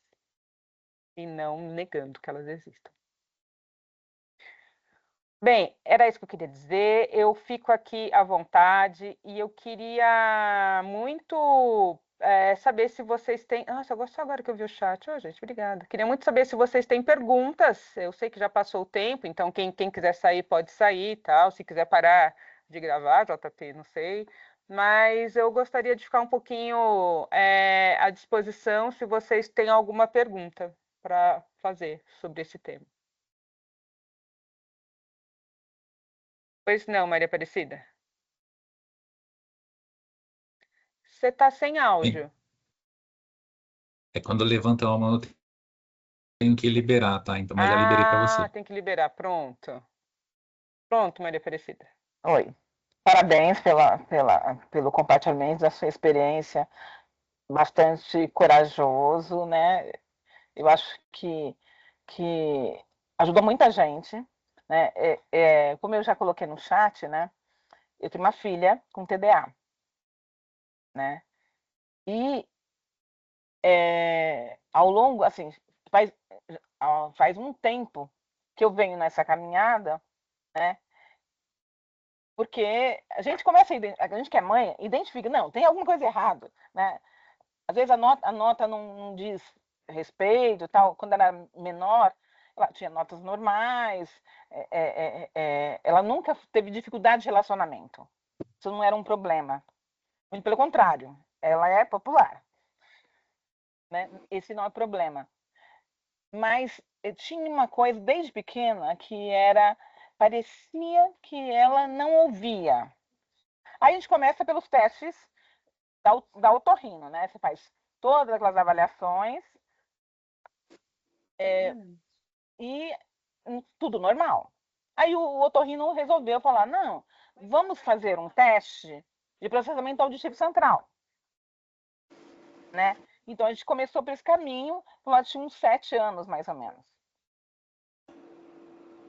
Isso não foi a escola que identificou, fui eu que identifiquei, que algo tinha de estranho, né? Que parece que ela não ouvia o que a gente dizia, não prestava atenção. Falei, será que é problema de audição? É de óculos? A gente fez aquela varredura normal, inicial, e aí apareceu alteração no processamento auditivo central nos 2 ouvidos, nos 2 lobos, direito e esquerdo. E aí começou. Aí foi encaminhado para fono, aí terapia de cabine, terapia, a fonoaudiologia na área de linguagem, que estava tudo comprometido. E foi por aí, psicopedagoga, todo mundo, assim, uma equipe enorme de profissionais. E o tempo foi passando, e depois de longo tempo de acompanhamento, avaliação neuropsicológica, etc. Aí, quando ela tinha 14 anos, e a coisa continua, né? Se nunca altera aqueles ataques de raiva, né? Que você relatou. Aí, a última avaliação neuropsicológica apareceu. Porque as outras avaliações não apareceu o TDA. Essa última avaliação apareceu o TDA. Né? Porque a neurologista falou assim, vamos... Aí ela pediu todos aqueles exames neurológicos tal, e tudo mais, e pediu mais uma avaliação neuropsicológica. Aí apareceu. Aí ela optou inicialmente para não medicar, mas agora que ela está no ensino médio, quando ela entrou no ensino médio, aí eles resolveram medicar, porque a coisa fica num nível que é insustentável, né? De distração. Ela sabia tudo, né? Assim, eu não podia sentar tem que sentar de frente para o professor, porque se sentasse no lado da porta ou na janela, sabia tudo que acontecia lá fora, menos o que estava acontecendo na sala de aula. Então, assim, é difícil. Só que a experiência da minha filha me mostra que, assim, muitas vezes demora. Hoje eu sei que a alteração do processamento auditivo central é igual ao TDA. Mas eu não sabia disso antes, e ninguém me disse isso. Assim, olha, Maria, você terminou ou não? Ó, terminei. O caminho que você fez é o caminho correto. A gente vai fazendo esse caminho de ver se realmente a gente não tem uma alteração de ouvido, essas alterações. Então, assim, esse caminho, ele foi correto, né? E o TDAH, ele de fato, ele é muito pouco falado, né? Assim, aí fala, mas parece que agora todo mundo tem TDAH. É porque a gente está envolvido nesse mundo de alguma forma, mas é uma coisa muito nova. Aí a pessoa, agora todo mundo tem TDAH. Então, cerca de 5% das pessoas vão ter, né? Mulheres TDAH é muito mais difícil ainda, porque o que acontece, gente? É uma aceleração, mas não é uma aceleração só do corpo, é a mente. Então, quando uma pessoa pergunta para mim, Carla, o que você está pensando? Eu falo, depende, sobre qual assunto. Porque eu tenho a manha de pensar coisas ao mesmo tempo. Assim, eu tenho a manha, né? Então, assim, e eu acho que é muito importante quando a gente chega nesse diagnóstico, o que acontece com muitos pais é que eles se culpam, né? Como que eu não percebi antes? Né? Como que eu não vi isso antes? Puxa vida, como eu a julguei dessa forma? Eu não a ajudei a tempo certo, né? E eu acho que é algo que a gente precisa fazer o luto disso. E talvez leve um tempo, mas é importante a gente superar. Porque a gente faz o que a gente pode com o que a gente tem, né? Hoje em dia, gente, os testes de TDAH são testes sensacionais. Você consegue saber qual é o tipo de desatenção que você tem, se é alternada, se não é. Tem testes hoje muito bons. E olha, o meu psiquiatra mesmo, o Rubens Pitliuk, é ótimo. Ótimo. Quem quer ir, vai. Mas ele é caro e é particular e tal. Mas eu me trato com o doutor João Mário, que é da Clínica Paulista, aqui na Paulista mesmo. E, fui eu, minha mãe, minha tia, ele sempre acerta, João Mário. Me trato com ele, ó, anos e anos e anos e anos e anos. Aí quando eu apareço lá e falo, eu não aguento. Aí ele sabe, ficou difícil, né? Ficou difícil. Então, assim, é difícil para a família, imagine o quanto não é difícil para ela, né? É difícil. Por isso que eu digo assim, uma pessoa com transtorno do déficit de atenção, ela desestabiliza toda uma família, toda uma sala de aula, uma pessoa. Imagine num ambiente de trabalho, você tem uma pessoa que tem, numa secretaria, tem uma Carla. É complicado, gente. É complicado. A minha diretora, a Adriana, que eu tive antes de vir para. Nossa, ela sofreu comigo algumas vezes, porque todo o TDAH também é muito sensível. Nossa, é sensível, a gente fica chateado, entendeu? Tipo, então, assim, e aí, o que acontece? Quanto antes, melhor, né? E olha, antes tarde do que mais tarde ainda. E aí, Maria Aparecida, fica ligeira, porque o que os estudos cada vez mais eles percebem se a sua filha tem, fica de olho. Ou você tem, ou seu marido tem, ou a avó tinha, ou alguém vai ter. Pode sair fazendo rastro, porque não é só ela, não. O irmão do meu marido, assim, é evidente, assim, que tinha meu sogro também. Não, aí, ó, é essa linha aí, ó, pá.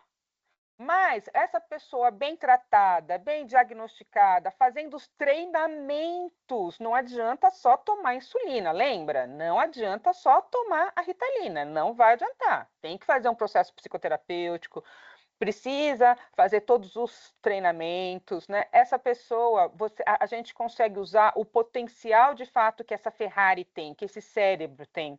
E aí pode trazer muitas contribuições, né? Olha quantas que o Einstein não trouxe, mas precisa conseguir fazer com que essa pessoa tire dessa máquina o que ela tem de melhor.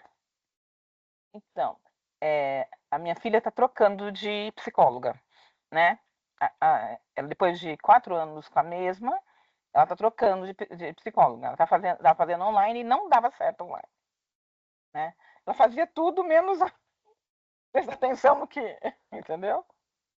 Tem que ter paciência, gente. Olha, doenças psiquiátricas não é igual infecção de urina. Quando você tem uma infecção de urina, você pede um antibiograma. Aí você pede uma cultura com antibiograma. E o que vem nessa cultura? Está escrito assim, olha, você tem uma infecção urinária com esse bichinho aqui. Esse bichinho aqui, de acordo com o seu corpo, ele vai morrer com esses antibióticos aqui. E esses aqui não adianta você usar, porque senão não vai dar certo. Então, você tem uma cultura, sai aquilo que você tem que tomar e aquilo que você não pode tomar. Questões psiquiátricas não é assim. A gente ainda não tem um exame de sangue que fale assim, olha, o remédio que você tem que tomar é esse. Não tem. Então, é isso mesmo, é tomar, observar, ver como se sente. Isso não deu troca, isso não deu troca, isso não deu troca, isso não deu. Você vai ter que trocar até achar, entendeu? Então, assim, não adianta ter essa ilusão. Terapia é assim, gente, a gente tem que dar match. Tem que dar match com o terapeuta. Se não deu match, tem que sair. Ah, mas eu coloquei a minha filha e ela disse que não gosta, mas eu obrigo ela a ir. Você está perdendo dinheiro e o tempo dela e o seu.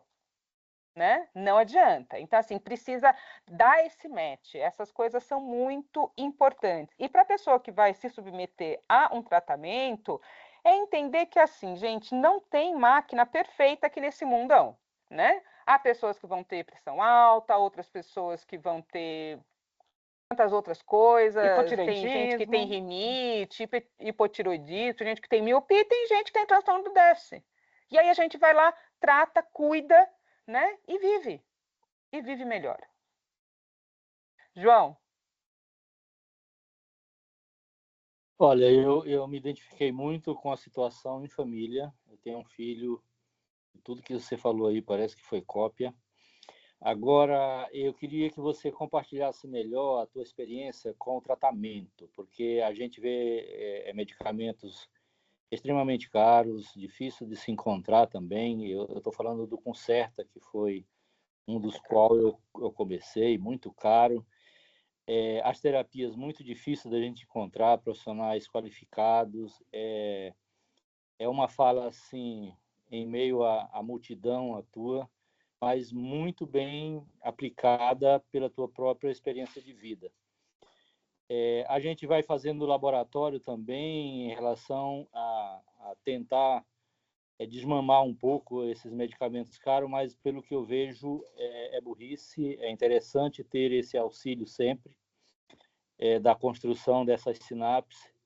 E eu queria que você falasse dos que você já experimentou, como que é, amigo, adoro que luta você tem nessa questão de ver se a gente consegue, pelo menos em farmácia de alto custo, que esses medicamentos entrem também, né?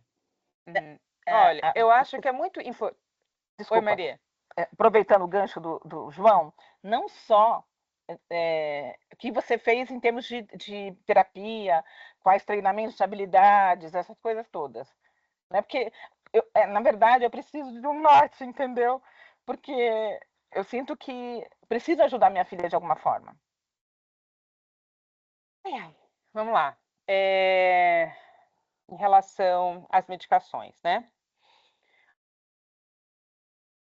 A minha luta em relação a isso sempre foi, eu acho, muito disso, e ainda é, viu? Quando no começo desse ano eu entendi que eu ia ter que voltar para a medicação, a minha primeira sensação foi, puxa, eu estou perdendo para mim, né? Não foi fácil, não foi fácil. Quando eu cheguei lá para falar com o João, falei, João, eu não estou bem, né? Não estou legal. E assim, como que o DDA tem muitas coisas, mas normalmente o DDA ele vai parar por estafa. Eu já tive 3 estafas na vida. Estafa, gente, é uma coisa que o cérebro ele para de um tanto, mas de um tanto, que você não consegue lembrar a senha, você não consegue. Eu lembro que eu cheguei uma hora, minha filha tinha 1 aninho indo para 2 anos. Eu parei na frente da mamadeira e eu não lembrava quantas negocinhas de leite que eu tinha que pôr lá dentro, sabe? E aí eu tive que ler. Aí eu falei, eu não tô bem, mano, para eu não lembrar como é que faz mamadeira na menina. Enfim. Essa questão da medicação, eu acho que, primeiro, a gente precisa ter um médico com quem a gente realmente possa falar as coisas. Então, assim, quando o João Mário, ele me passou o Venvance, eu falei assim, é muito caro isso aí, cara, não vou pagar R$300 de medicamento, não, você tá louco? Se vira, né? Então, assim, a gente precisa ter muita clareza com o médico, porque você precisa entender que esse é um tratamento de médio e longo prazo, não é um tratamento de curto prazo, não é um antibiótico que você vai tomar 14 dias e acabou. Não é. A minha experiência diz o seguinte, para fazer um tratamento bem feito, assim, não, vou tratar meu DDA. Tá. Você vai tomar medicação uns 2 anos. Uns 2 anos. Então, você precisa pensar se isso cabe no bolso. E se não cabe no bolso, vai ter que trocar a medicação. Mas para isso a gente vai ter que ter coragem de contar para o psiquiatra que o conserta é muito caro. Então, por exemplo, hoje em dia, quando eu voltei agora para o João Mauro, eu estava exausta. Aí ele falou assim, você está deprimida? Eu falei assim, eu não estou deprimida, eu estou exausta. Aí ele falou assim, então vamos voltar com a Ritalina. Aí ele me deu a Ritalina LA, que é a de longa duração. E aí, tava indo super bem. Chegou lá para o 28º dia, eu comecei a ter pequenas crises de ansiedade. E a mão começou a suar, e eu comecei a falar, ansiedade. Aí volta eu lá para o João. Falei, João, não deu certo, você acredita? Aí o que a gente fez? A gente voltou para o escitalopram, que é um antidepressivo que para mim funciona, que é uma maravilha, né? Funciona muito bem. E é bom que também me ajuda com todos os sintomas da menopausa, passa calorão, passa um monte de coisa, é ótimo, me sinto muito bem com ele. E ele falou assim, Carla, então vamos voltar para aquela Ritalina normal, que é aquela Ritalina de 4 em 4 horas. Aquela Ritalina normal, hoje, você comprando genérico, está R$14 a caixa. Então, assim, e aí, como é que eu faço hoje? Então, eu tomo um comprimido de escitalopram pela manhã, e quando eu vou trabalhar, que eu tenho algo que é muito importante, uma planilha, um troço, coisa chata, eu tomo meia Ritalina, e não adianta eu tomar uma porque me dá ansiedade, então eu preciso tomar meia Ritalina. Então as pessoas são muito diferentes, e tem pessoas com pequeníssimas doses que têm grandes resultados. E aí precisa ter o quê? Precisa ter autoobservação, assim, esse não deu, então a gente vai para cá, vai para lá, chega uma hora que acerta, né? Então, é isso. Em relação à psicoterapia, eu sempre parto, assim, do seguinte lugar. Quando eu não tinha dinheiro para pagar terapia, que eu não era funcionária pública e nada, sabe onde eu ia? Eu ia no grupo dos anônimos. A gente tem alcoólatras anônimos, a gente tem um monte de anônimos. Dentre esses anônimos, tem um grupo que eles são dos neuróticos anônimos. Não é os narcóticos. Tem os narcóticos, mas tem os neuróticos. E eu fiquei muito tempo fazendo terapia com esses grupos e funciona muito. Mas assim, eu acho que a chance de uma família que tem alguém com TDAH estar organizada financeiramente é muito pequena, né? Porque as pessoas, elas se desorganizam. E aí, eu acho que é usar o que tem. Então, assim, vai para o convênio. Ver quais psicólogos tem. Porque não tem que casar. Às vezes você paga uma grana com um psicólogo que não bate. Teve uma época que... Então, assim, que tipo de terapia? Eu já fiz todas. Então, assim, quando eu comecei com o Fernando, ele era junguiano. Fantástico, foi ótimo. Ele quebrou pedra ali e tal. Nananana. Quando eu deprimi, e por que eu deprimi? Mas você estava fazendo terapia e você deprimiu. Então... Porque quando a gente vai se fortalecendo psiquicamente, a gente consegue olhar para coisas que antes a gente não dava conta de olhar. E você fala, eu estou fazendo terapia, aí eu deprimi. No meu caso, né? eu acessei uma informação que estava muito, muito escondida de mim mesma, né? Que foi uma história de um abuso que eu sofri na infância. E eu tinha esquecido isso da minha cabeça. Só que o Fernando, na época, ele era super contra a medicação, super contra você rotular uma pessoa de uma coisa ou outra, e ele não queria que eu tomasse medicação e tal. E aí foi o Dr. Rubens que falou: não, você vai mudar de terapeuta, me encheu o saco, e aí eu mudei.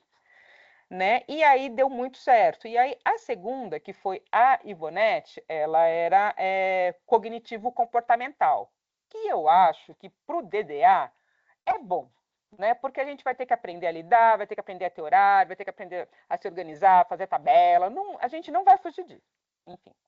Mas eu não fiz só isso, assim. Depois eu fiz uma época de psicanálise, mas uma das terapeutas que deu muito certo para mim nem era uma terapeuta, era uma assistente social do TJ, uma época que eu não tinha grana para pagar terapia também, e eu ia lá fazer escutas com ela. Meu, ela me ajudava tanto, especialmente nos meus problemas com família. Porque uma família que tem pessoas com transtorno do déficit de atenção, gente, é muita treta. É muita confusão. Ela me ajudava muito. Então, assim, eu penso. Primeiro que a gente precisa fazer uma análise, assim, tá? O que eu gasto, porque assim, pensando no que eu gasto com a medicação e no que eu vou deixar de gastar, porque eu vou estar medicada e me cuidando e fazendo melhores escolhas, talvez compense. Primeiro, né? Ponto 1. Mas não tem jeito, Carla, não tem jeito, não tenho dinheiro, tô falida, precisa contar isso para o psiquiatra. Olha, eu não tenho condições de entrar com uma medicação cara, eu preciso de uma medicação que é mais barata. E tem, né? Então, é isso. Não tenho convênio, Carla. Ó, a minha situação financeira é tão ruim que eu nem tenho convênio daqui, eu não tenho mais Unimed, acabou. Procura o serviço público, procura os CAPs. Funciona. Funciona. Mas é preciso ter essa determinação de vou enfrentar esse rinoceronte que apareceu aqui na minha frente, sabe? Porque, assim, fingir que a gente não tem essa questão, isso não vai dar certo, porque isso a gente já fez até aqui. Então, assim, é aquela frase bíblica: conhecereis a verdade e a verdade vos libertará. Gente, conhecimento é poder. Conhecimento é poder. Então, se a gente tiver conhecimento da nossa patologia e encarar ela de frente, aí a gente tem muito mais chance de dar certo, né? Então, assim, como que funciona o meu DDA? E a minha bipolaridade? E a minha esquizofrenia? E o meu borderline? Sabe? Encarar isso. A gente encara outras coisas. A gente fica com uma perna quebrada em casa dizendo: não, eu vou fazer mantra até a perna sarar. A gente não faz isso. Por que a gente faz isso com uma depressão? Eu entendo porque eu também já fiz isso, mas eu não deveria. E eu gostaria muito que as pessoas tivessem coragem de não fazer também. Ayrton?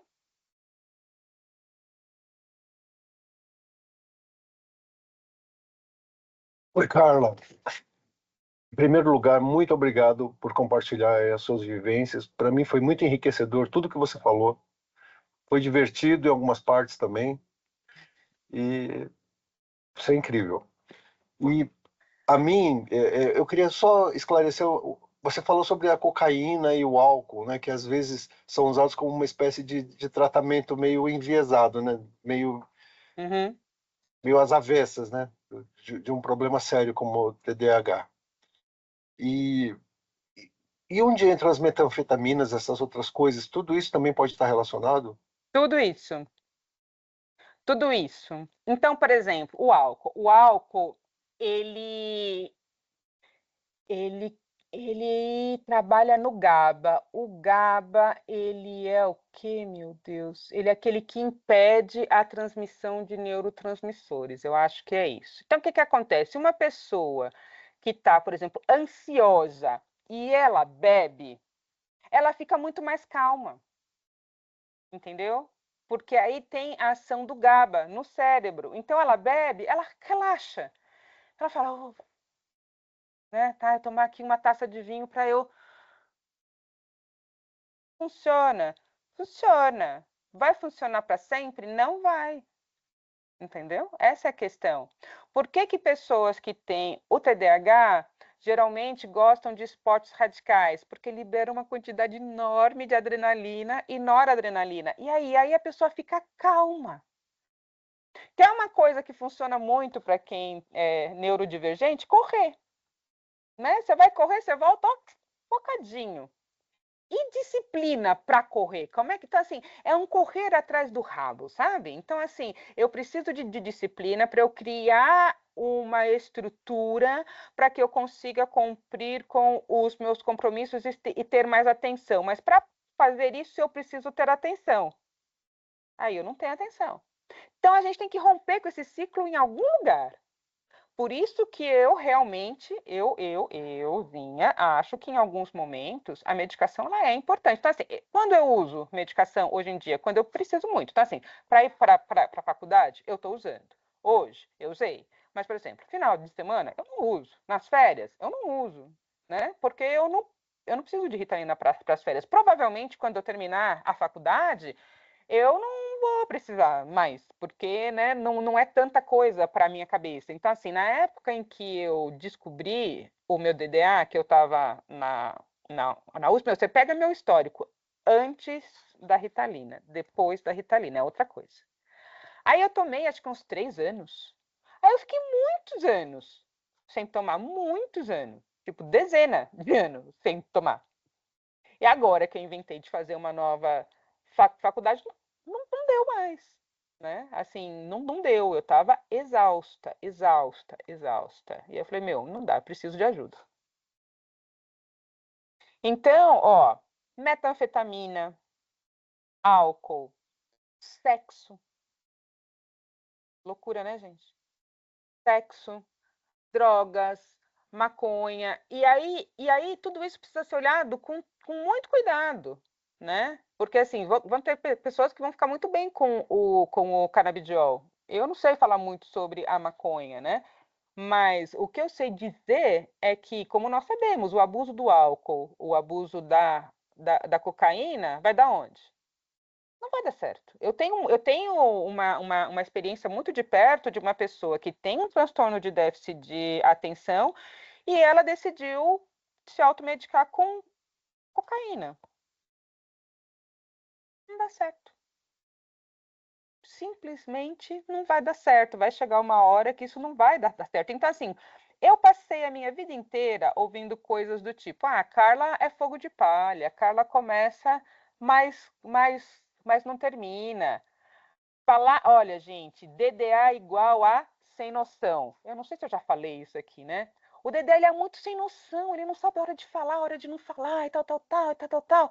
E aí eu tinha acessos de fúria, eu tive muitos acessos de fúria ao longo da minha vida. Um monte, já bati um monte de gente. Meti a mão. Né? A última vez que eu bati em alguém foi na minha irmã, eu tinha uns 24 anos, sentei a mão.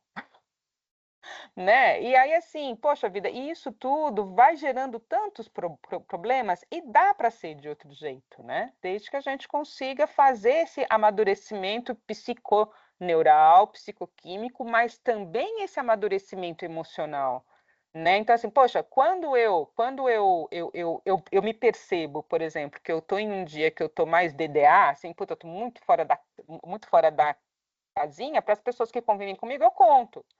Outra coisa que eu faço, eu coloco as pessoas para me ajudarem com os meus esquecimentos. Ai, Carla, você fez isso para mim? Vejo. Você me manda o WhatsApp nesse dia para eu lembrar, por favor? E aí, pessoas que me cobram me ajudam muito. Assim, então, eu tenho um amigo que trabalha comigo, que é o Rodrigo. Eu falo, gente, eu sou bem mandada. Você manda que eu obedeço. Então, assim, o Rodrigo fala, Carla, tem aquele procedimento, aquele. Aí tem que fazer isso. Eu falo, tá bom. Aí eu faço, né? Entendeu? Mas assim, é difícil para mim começar uma coisa. Então, para eu fazer, por exemplo, a minha dissertação dessa última pós, foi um parto. Foi um parto. Eu não conseguia sentar, eu não conseguia fazer, eu não conseguia. E aquilo me angustiando, eu não sentava, eu não escrevia. Aí eu tava namorando na época com um amigo meu, né? Essa coisa de namorar com um amigo é engraçado. Aí ele falou assim, Carla, você tem que sentar e escrever. Eu, Carla, senta e escreve. Aí eu comecei a sentar para escrever. Eu preciso de post-it. Olha, gente, uma menina, assim, isso foi o quê? Faz 3 anos, assim, tipo, eu preciso de post-it. Aí ele, você quer post-it? Aí ele saiu, comprou um monte de post-it, tudo quanto é tamanho, né? Tá aqui. Agora senta e escreve. Eu vou ficar sentado ali no sofá e você senta e escreve. Eu, tá bom. Aí eu catei meus livros, espalhei tudo no chão, coloquei post-it, tudo quanto era cor, tudo quanto é lugar. E fiz. E fiz. Mas olha a angústia, o sofrimento. E não é que eu não fazia porque eu não queria, eu não estava conseguindo, assim, sabe? Então, poxa, ajudou tanto alguém, sabe? É disso.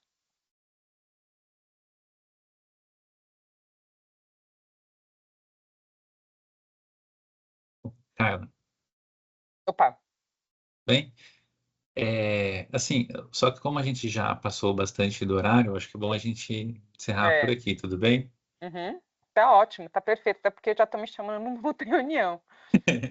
Pessoal, quanto a fazer um grupo que eu coloquei aqui, que o pessoal colocou de fazer um grupo, eu topo.